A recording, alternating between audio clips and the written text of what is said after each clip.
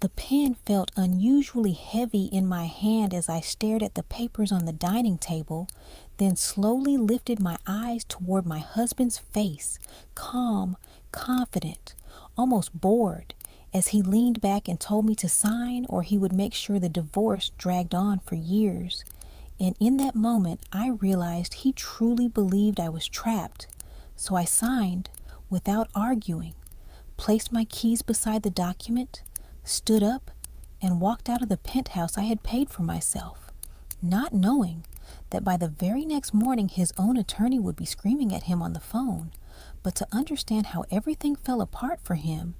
you need to know how it all started 6 years earlier when I met Marcus at a charity gala in downtown Seattle back when I was 32, newly promoted as a lead architect, proud of the career I had built through long nights, missed holidays, and sacrificed relationships. And Marcus appeared charming and confident in a perfectly tailored suit, speaking passionately about a tech startup he claimed would revolutionize the construction industry. Though looking back, the warning signs were everywhere. His vague answers, his constant name dropping, his insistence on splitting every bill in the name of equality, which I later learned was because his credit cards were already maxed out. But at the time, I ignored it all because I was lonely and he made me feel seen. He asked about my day, remembered my favorite wine, showed up at my office with lunch when I forgot to eat, and after 18 months, we were married. Not long after my mother had passed away, leaving me the 3 things that mattered most to me in the world: her vintage Cartier watch, her watercolor paintings that told the story of her life, and a handwritten letter reminding me to never let anyone dim my light. Items that quietly became part of our home and my identity. While the first year of marriage felt hopeful as Marcus talked endlessly about future success, and I didn't mind paying the bills while he built his dream. But by year 2, his startup collapsed, investors pulled out, and I paid off debts he had hidden from me. By year 3, there was another company, then another, each one funded by my money and ending in failure, while my own career flourished as I became a partner, earning more than I ever imagined. And by year 4, Marcus stopped pretending altogether, spending days at golf courses, taking long lunches, buying expensive clothes to look successful, all while contributing nothing but excuses. And I should have left then, but I kept believing patience would fix him,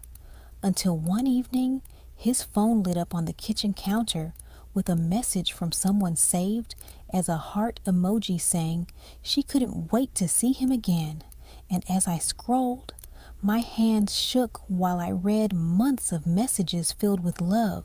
plans, and discussions about taking half of everything I owned after the divorce.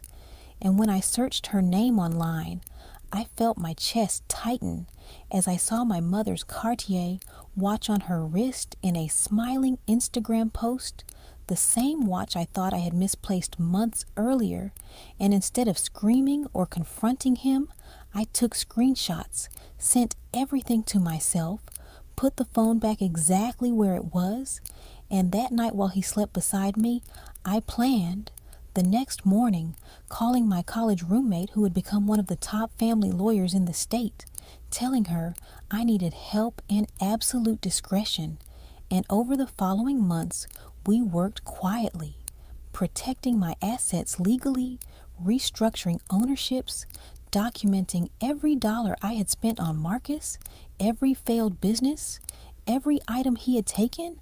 and installing discrete security cameras throughout the penthouse that captured everything except audio, showing Marcus bringing his mistress into my home, opening my jewelry box, laughing as she tried on my mother's earrings, and eventually carrying out my mother's paintings and calling them depressing. A moment that nearly broke me, but also ended any remaining guilt I felt. And when he later announced his demands for the penthouse, half my business, and ongoing support, I pretended to cry, pretended to surrender, and handed him documents he didn't bother to read before signing, believing he had won, not realizing he had already signed away every possible claim. So the morning after I walked out, he woke up unable to access the smart home system, unable to start the car, unable to use his credit cards, while his mistress was dealing with police, searching her apartment where all my stolen heirlooms were recovered.